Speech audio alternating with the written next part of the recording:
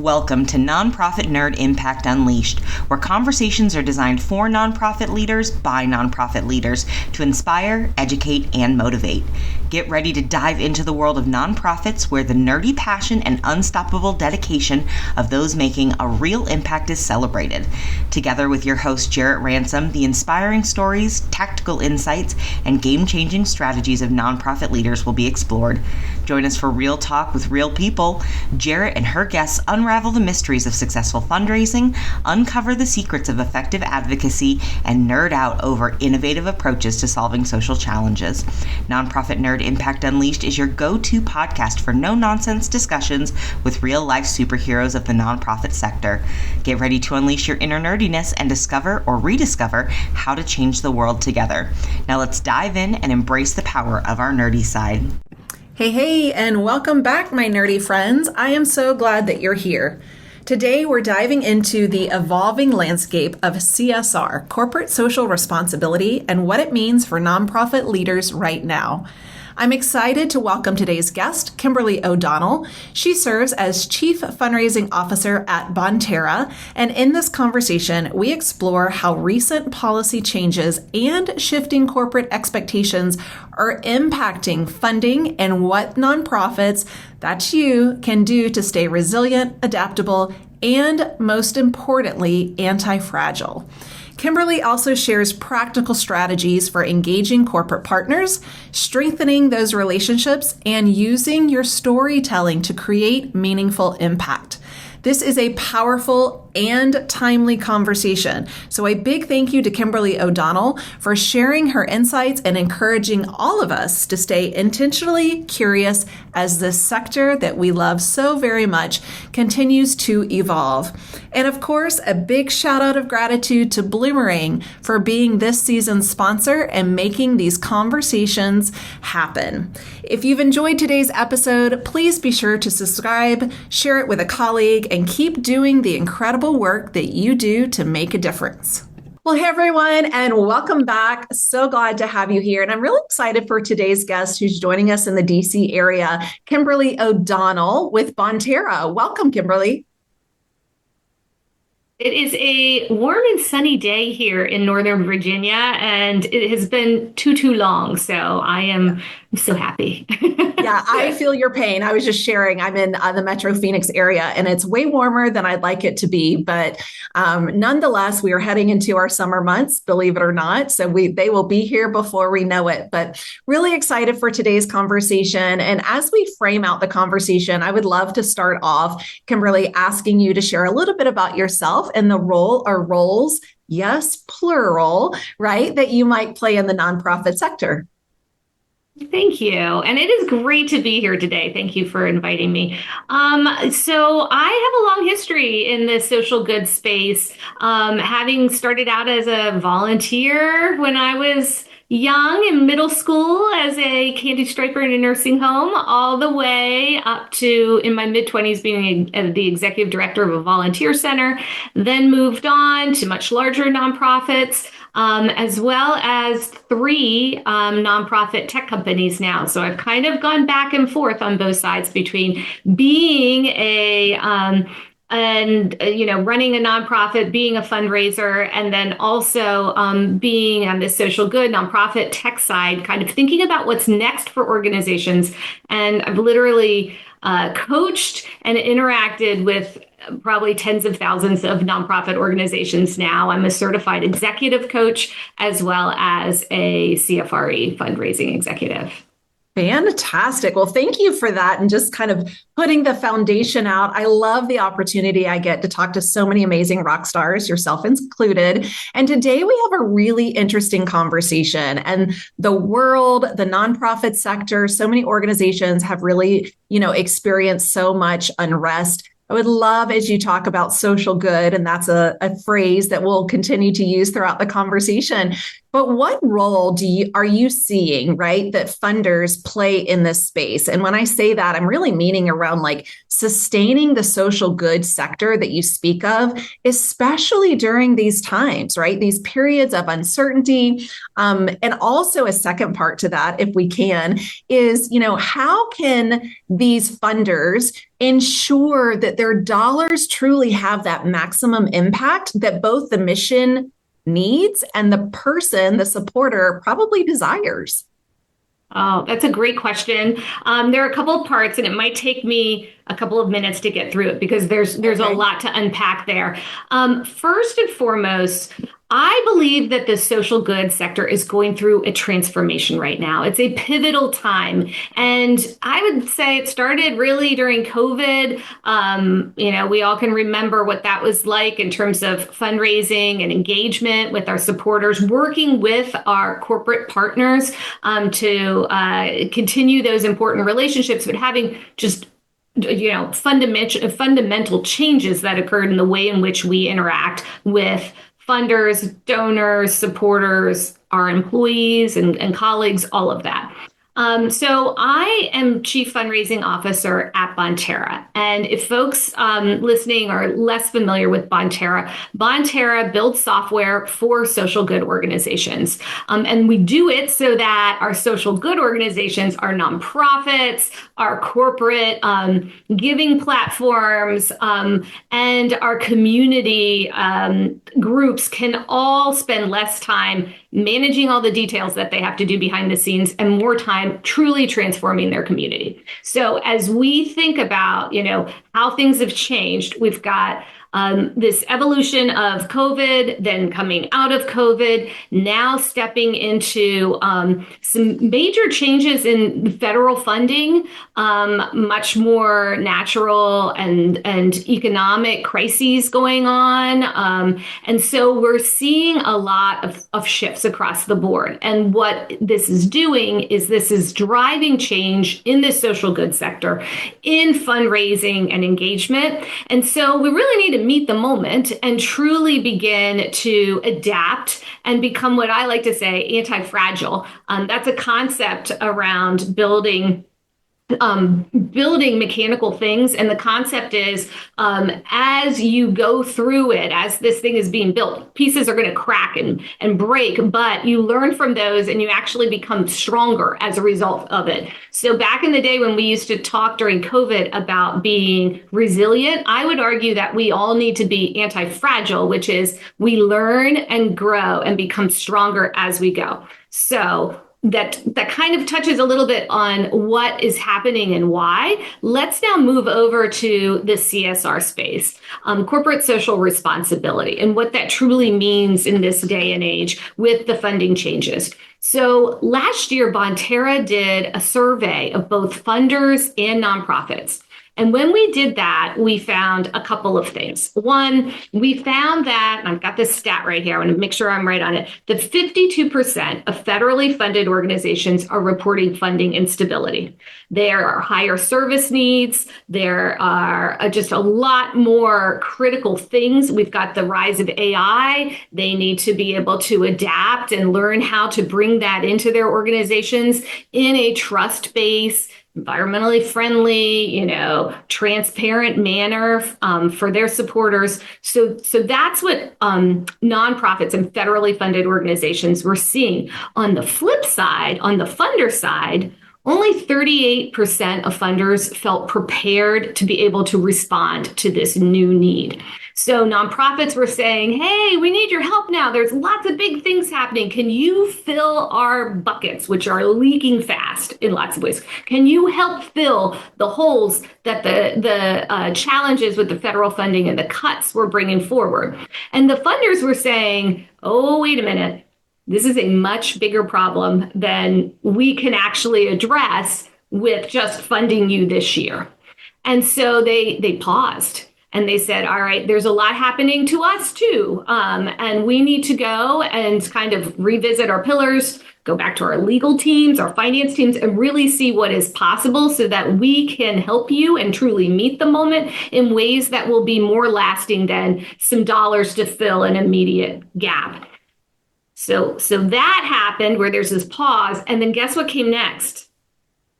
The one big beautiful bill. So we have this new bill that says, hey, corporations cannot receive a tax deduction unless they spend 1% of their revenue. It used to be 0. So that's a major change. And let's think about this. If you are a very, very large company, hitting that 1% could be very challenging. So they also had to go back to the drawing board at a time when they were rethinking about their funding pillars and what is really driving, engagement among their employees and their community. And then also think about, all right, now we have some funding constraints for us as a business. How do we go about approaching that new dynamic? So we're in a period of transformation, and there's a lot of little pieces that are building up to drive this change.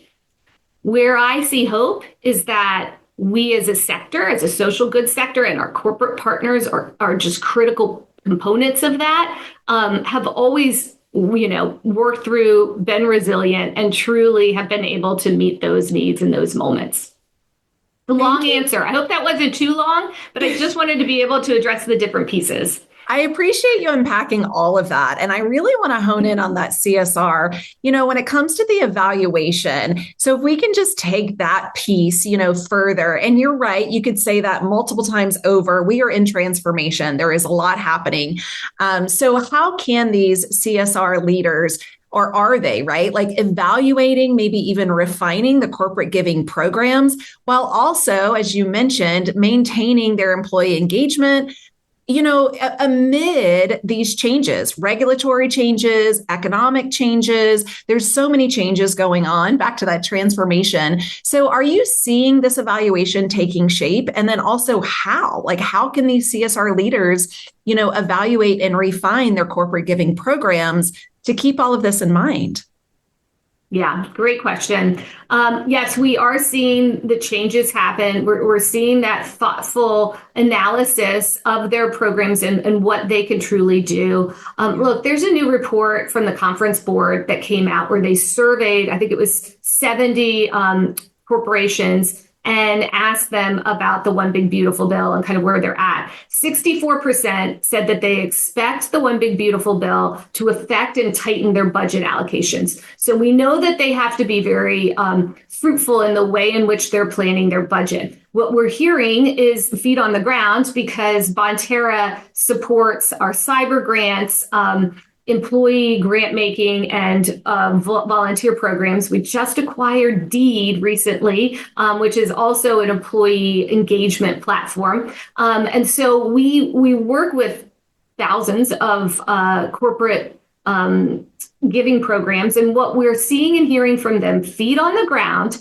is that they're likely going to bunch their giving over the course of 2 to 3 years. So they may give one large gift to a charity in year one, and then they may pause for 2 years and then come back again. Now, this doesn't mean that the organization, doesn't have a chance to work with that corporate partner again in different meaningful ways. So what we're seeing, to answer your question further, is one, there's the funding side of things. But two, it's about looking for different ways to make engagement with your corporate partner more meaningful throughout every year. So it's ongoing activation, it's ongoing engagement, it's looking at volunteer opportunities, creating micro volunteer opportunities, and really thinking about your corporate partnerships as a community and a relationship that you have, as opposed to a channel of giving.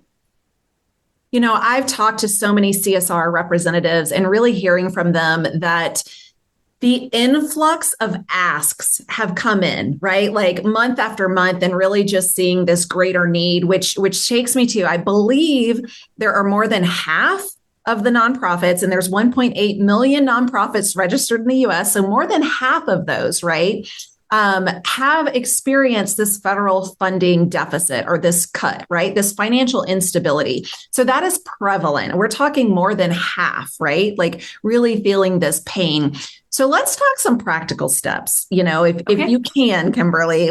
And I love when our rock star guests come in and they're like, okay, here are some tangible steps you can take. So I'm really asking you the same question. Are there practical steps that these nonprofits experiencing some of this deficit because of the, federal changes, what can they do right now as they're listening or tomorrow, right, sharing this conversation? What can these organizations and the leaders at the organizations do to possibly regain their footing and plan with confidence? I mean, you just mentioned, corporations will fund a big chunk in one year, take a break, maybe fund again the next year. But even that's uncertainty. So how can we regain our footing and also really plan with confidence amidst this change? Step one is have a conversation with your corporate partners. Yeah. Reach out to them, meet with them. They want to meet with you and ask them what's happening within their organization. How are they planning their funding? Where might there be opportunities to expand the relationship? Are there volunteer opportunities? Can they? So here's one thing that's interesting is there are ways in which now they might be able to get sponsorships for some of their some of their events, their galas, their walkathons, their things that they're doing. So that's another piece. How can they create volunteer opportunities to engage the volunteers, the employee volunteers? What matched gift opportunities might exist? It's not just about one big, lump sum amount that a corporate partner will give. It's about the relationship. So reach out and have those conversations. That's one. Two, as you're having those conversations, do an analysis of your corporate partners. Really think about how closely they tie to your mission, what their own mission is. Like, what does that connection look like? Is it strong? Is it sort of medium? Is it more weak? Analyze that and then begin to have those conversations too. Anticipate that you may have some that depart. Not a bad thing, right? Like that happens and it may be time. And so as they are reducing their relationship with you, modifying it, use whatever language you want, ask them if they can make any introductions for you to other companies that they think you might align with. I've heard from many CSR folks that they are actually facilitating many introductions. They're bringing them to conferences so that they can speak with them, on a platform and be able to amplify that organization's voice among the corporate sector. Huge. By the way, there is no harm in asking for any of these things, right? Like that's the thing. What holds us back sometimes on the nonprofit side is that we don't want to upset the relationship or what we already have. But what we have to remember is that this is just an invitation to see what more we could be doing with that corporate partner, because there are lots of things that could be done. And I think I was on 3. The last thing that I would say is also think about what you are doing with that corporate partner. Many of these CSR programs went far more than logo placement. They want the stories. They want the engagement. Their employees want to feel good as they're volunteering, and a t-shirt isn't always it.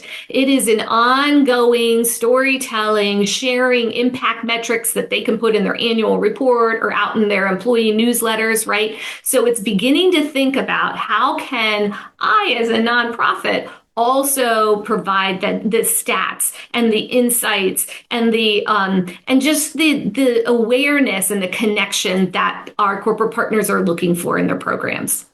I so appreciate those practical steps. And I know everyone listening does too. And it really does take us back to basics. And I love, and I coach this way as well, Kimberly, it's relationship centric, and getting back to those conversations.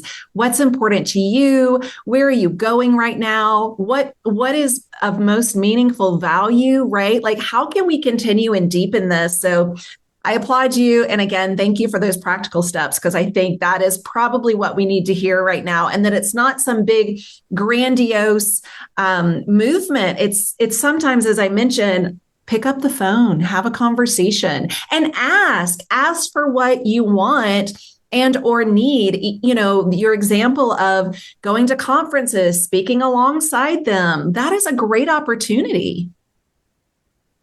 Yeah. And in some cases, they may invite you to come and speak to their employees about something, and they may be able to offer you some what's called workforce development dollars in return, Right. because you're providing a training, you're providing awareness about your mission area, you're providing a micro volunteer opportunity. Just have those conversations and be open, curious, and creative in how you think about this. This is no longer, hey, corporate partner, you are here in our community, so you should be giving to us. It's not that. No, And by the way, our CSR partners, and as well, Jarrett, that's not even who they are. That are those that give really truly want to give. Those businesses truly want to be deep in the community or deep in your mission area, and that is so cool. And there are so many ways that we can do that and amplify that for them. As we look at this and moving forward, and I've been tracking the philanthropic landscape for a long time, I'm sure you have as well, Kimberly, as Bonterra and so many other of our listeners, with the recent policy changes, the funding changes, I'm really curious how have the recent policy changes and the recent funding changes reshaped this landscape that we love and work for day in and day out, this philanthropic landscape? How has it reshaped this for both the nonprofits, but the funders, the philanthropists? How are you seeing this changing right now? That's a great question. What I would say is that there is a new awareness that things cannot be as they were. And so there are open, warm, supportive conversations going on. And I think that's a big and great thing, that we are seeing a unification in many ways and an exploration of how else CSR programs can support nonprofits and vice versa. That's beautiful. And I think it's only going to continue to grow. I mentioned the storytelling, but it's also about data. More organizations, corporate partners are looking for data that delivers. Now, there is the concept of trust-based philanthropy, which is I will give you a certain dollar amount. I will contribute to your organization, and we trust you. We believe that you're going to put those dollars to a good use. And so as a result, we're going to ask for less reporting, regular reporting, and deep reporting, but they do want to see the impact and they want to hear those stories. In some cases, the CSR liaison will be on a call and just collecting those stories so that they can then share. So as we're talking about what looks new to the sector, that is it. Leveraging data, but really data that delivers on impact, not just number of, whatever, of beds filled or people served, but truly what that impact within the longer lifespan of that mission is critical. Being creative and really thinking about what corporate pillars exist and how there is alignment is critical. And then I would say at the end, the last part, we talked about relationships 100%, but just an awareness that no organization today can sit and do the same things that they've done every year and expect that they're going to continue to stay, level in their funding or scale. I really believe that this is a period where all of our social good sector should be thinking about, how do I help my organization get to next? Next is better use of technology, AI, the tools that are needed to move that organization forward in a way that creates efficiency and effectiveness. How can I create new ways to meet the moment with our CSR partners, with our different generations of donors and supporters, right? We can't do what we've done for so long, but instead we're going to embrace all the cool stuff that's out there and the newness and find new ways to thrive. I appreciate that perspective. And as I talk again, I throw this out often, but talk to amazing rock stars like yourself, in this philanthropic landscape, I keep hearing how this change is taking place. And it really is right before our very own eyes. And I do agree with you, Kimberly, like really looking at this to say, like, what is the next evolution? Where are we going? What does that look like? And I feel like I could talk to you for hours, or as I say, nerd out over this conversation with you for hours. So really the conversation is intended to like scratch the surface, but I know so many of our listeners are going to say, I want more information, Kimberly. I want to connect with you. I want to connect with Bonterra. So tell us, how can people listening learn more about you and also Bonterra? Where do we go? How do we continue the conversation? Okay, well, first, if you want to follow along and learn more about me, please visit LinkedIn and look up my profile under Kimberly O'Donnell, as well as Bonterra. Bonterra has a fantastic LinkedIn page. We do many research reports, surveys, studies. And so we're always putting out some new and interesting data and just insight around the social good sector, both on the CSR side, the nonprofit side, community organizations. So those are two awesome places to go. And then go check us out at Bonterra Tech. We embody, I think it's like 13, 14 different tech companies that have been brought together to really amplify social good. We have a mission around achieving 3% of the GDP, the gross domestic product, by 2033. Go see what that's about, because I think that you'll get really excited by what we are doing, how unique it is in the sector, and what next looks like for us. That is fantastic. I think you're going to have an influx of LinkedIn requests. So be ready for those, Kimberly. Awesome. Final question, and this is how I like to wrap up the conversation, is if there's any final takeaway, I even call it sage advice, right? Like anything that you want other leaders listening to this right now to know. Is there anything you want to leave them with? I would leave everyone with the advice to be curious right now. Be curious and then be disciplined. Set aside time each week to learn something new within your sector that's going to help you better understand what's happening. Maybe that's reading some articles, right? Like maybe it is calling up your corporate supporters or asking them for introductions and then going and doing some coffees, right? But be intentionally curious. Curiosity is great, but sometimes you can be all over the place as a curious person. And so instead, please be intentionally curious. It's going to help you go through these very, tumultuous but exciting times.